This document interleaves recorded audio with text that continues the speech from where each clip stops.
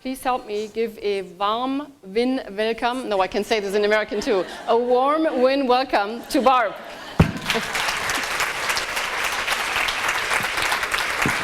By a show of hands, when you got out of bed, so your alarm clock went off this morning, how many of you, by a show of hands, jumped out of bed, gave a big stretch and said, "Yay, it's a great day to be alive"? How many of you did that by a show of hands? One. So the words are our stories that we tell ourselves. And those stories create a picture in our mind. That picture then invokes that emotion. And whatever it is that we're focused on, that's what's going to continue to show up for us in our life. So that's what creates our reality. And if that reality is not the reality that you want in your life, need to look at the stories that you're telling yourself. Because people are as healthy and confident as the stories they tell themselves. So are the stories that you're telling in your life, are they producing positive or negative? Are they truly getting to your outcome? Are they producing pain or are they producing joy? Whatever it is, your reality is, if it's not the reality that you want, gotta look at your stories. And then once you set that outcome, so this is something else that most of you are going to really want to write down because it's huge, absolutely huge. Once you set that outcome, you need to create such a passion and enthusiasm for that outcome that you create now a discontent with where you are. So it's time to start living up to our potential.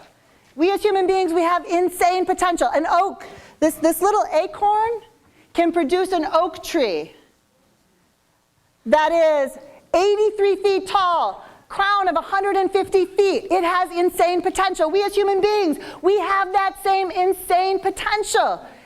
But we have to set those outcomes and we have to create that discontent to go make that potential a reality. And the way that we do that is we need to get outside of our comfort zone. And you all know what a comfort zone is, yes? Yes. It's the stories that we tell ourselves over and over again. It's certain patterns of thinking, certain ways of doing things. And we become so comfortable, so rigid that we remain stuck inside of that comfort zone, even when we know that there is a better way. But we refuse to leave that position of comfort because it means we would have to stretch ourselves. It means we would have to take a risk. And when we do that, we take the chance that perhaps we might fail. So we stay stuck inside of that comfort zone. But there are no new possibilities in your comfort zone, ladies and gentlemen. None at all. The only place that true learning and growth exists is outside of your comfort zone, in what we call the chaos. We're talking about your children, but we're also talking about all the rest of the people in your life that you influence.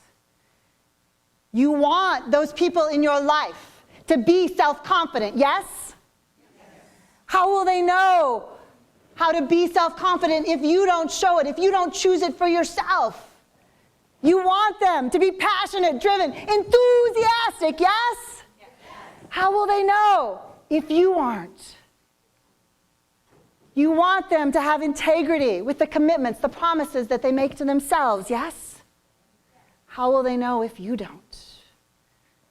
There is a big difference between being interested in something and being committed to something. And the way that you know what you're committed to is simply by looking at the choices that you make in your life. Because the things that you are choosing are the things that you are the most committed to. But who you be, they will become. So if the stories that you are telling yourself are not creating the reality that you want, not only for yourself, but for the others around you, it's time to change your story. And you have 100% control over that. Because one of the greatest gifts that we ever received is the gift of choice. And you can choose to believe in anything that you want. So my question to you is, why not choose to believe in yourself? I choose to be a very powerful self. I choose to make a difference in the people that I am with every single day, because I am crystal clear about this one thing. This life, it is not a dress rehearsal. This life on this earth, as far as we know it, it is the only one that we get. So when I die, and I'm in that casket, my friends and family walking past my casket in the church, they are not going to be looking in and say, my, she looks rested. My, she looks at peace. Hell no. What they're going to be saying is, she looks tired. She looks worn out. And when they slam that casket shut and they place my tired butt in the ground, my tombstone is going to read, all used up. Because, ladies and gentlemen, every day I choose to give it all that I've got. I choose to get out on those skinny branches where the sweet fruit is. And as a result of making those choices, I have been knocked flat on my butt. I have been kicked in the teeth. But here is the trick to it. Can you hear me, yes or no? Yes. You got to surround yourself with the kind of people who will support you to play at that level, who will help you pick yourself up, dust yourself off, get back in the game and go for it again and again and again. Because this life is not a dress rehearsal. Ladies and gentlemen, I don't know what they're going to say about you, because I don't know the choices that you made in your life. But this is not a dress rehearsal. And what I do know is that with every choice that you make moving forward, you are placing a pen stroke on the story of what they will say about you when you're gone.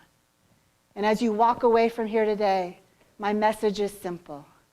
Write the story, believe it before you see it, and go have life happen because of you.